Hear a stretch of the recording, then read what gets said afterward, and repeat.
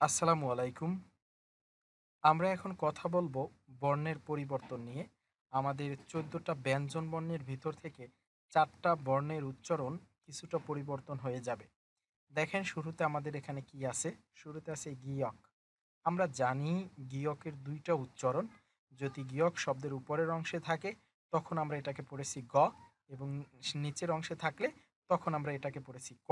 কিন্তু নতুন আরেকটা রুলস হচ্ছে গীয়ক শব্দের শুরুতে আসলে খ এর মতো উচ্চারিত হবে বা সহজে বললে গীয়ক শব্দের শুরুতে আসলে খ হবে, খ উচ্চারিত হবে। যেমন একটা উদাহরণ দেখি আমরা। দেখেন এখানে হচ্ছে গীয়ক, গীয়কের সাথে আ, এরপর দ্বিগত, দ্বিগতের সাথে আ। আমাদের আগের নিয়ম অনুযায়ী উচ্চারণ হওয়ার কথা গাদা। কিন্তু খেয়াল রাখতে হবে এই যে গীয়ক শব্দের শুরুতে আসলে খ হবে। তো এখানে যেহেতু শব্দের শুরুতে আসছে এই জন্য এটা খ হয়ে যাবে। তাহলে গাদা না পড়ে এটাকে আমরা পড়ব খাদা। খাদা মানে যাওয়া। আবার দেখেন একইভাবে দ্বিগুত, দ্বিগুত শব্দের শুরুতে আসলে থ এর মতো উচ্চারিত হবে বা থ হবে। যেমন দেখেন এই শব্দটাকে যদি আগের নিয়মে আমরা পড়ি এটা হওয়ার কথা দ্বিগতের সাথে ও, দো, নিচে হচ্ছে ন, দোন। কিন্তু এটা দোন হবে না, এটা হবে থন। এই যে দ্বিগুত শব্দের শুরুতে আসছে এই জন্য এটার উচ্চারণ ধরতে হবে থ। এরপর এটার সাথে আছে ও, থো। শব্দের শুরুতে আছে এই জন্য থ, এটার সাথে ও, থো। আর নিচে হচ্ছে ন, থন। থন মানে টাকা। শব্দের শুরুতে আসলে দ্বিগত শব্দের শুরুতে আসলে থ হবে। এরপরে আসেন বিয়োগ। বিয়োগ শব্দের শুরুতে আসলে ফ এর মতো উচ্চারিত হবে বা ফ হবে। যেমন এই শব্দটা দেখেন আগের নিয়মে যদি আমরা পড়ি তাহলে এটা হওয়ার কথা বিয়োগের সাথে ও, বো, নিচে হচ্ছে ম, বোম। কিন্তু না সেটা হবে না। এখানে বিয়োগ শব্দের শুরুতে আসে বিদায় এটাকে পড়তে হবে ফ। পড়লাম ফ, সাথে হচ্ছে ও, ফো। আর নিচে হচ্ছে মিউমের ম, ফোম। তাহলে এটার উচ্চারণ হবে ফোম।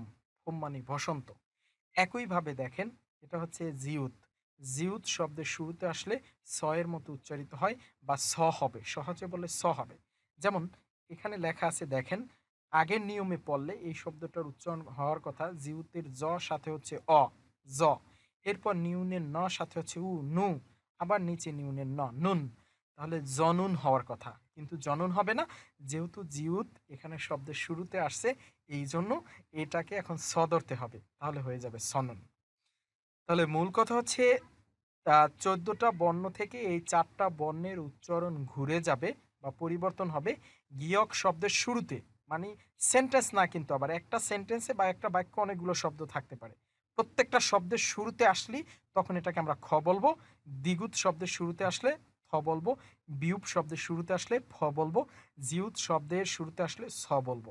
আগের যে নিয়ম ছিল বাকি সব ঠিকঠাক থাকবে। এটা নিয়ে টেনশন করার দরকার নেই।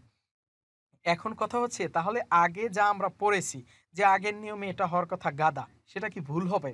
না, সেটা ভুল হবে না। আপনি যদি এটাকে গাদা পড়েন তাহলেও কোরিয়ানরা বুঝবে। বাট কথা হচ্ছে ওরা এটাকে এইভাবে পরিবর্তন করে পড়ে।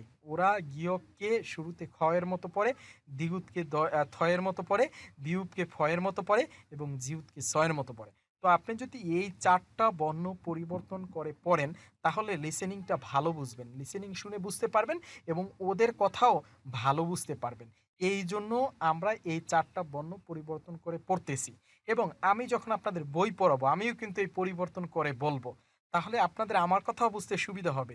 আমি আবারও বলি আপনি যদি এই ৪টা বর্ণ পরিবর্তন না করেন তাতেও কোনো সমস্যা নেই। বাট লিসেনিং ভালো বোঝার জন্য, কোরিয়ানদের কথা ভালো বোঝার জন্য আমরা এই ৪টা বর্ণ পরিবর্তন করে পড়বো। এবং মনে রাখবো শুধু ৪টা বর্ণ, বাকি সব নিয়ম ঠিকঠাক। জাস্ট এই ৪টা বর্ণ মুখস্থ করে ফেলবেন, হ্যাঁ? বাকি সবকিছু ঠিকঠাক। আর এগুলো ভুলে গেলেও সমস্যা নাই। কেন সমস্যা নাই জানেন?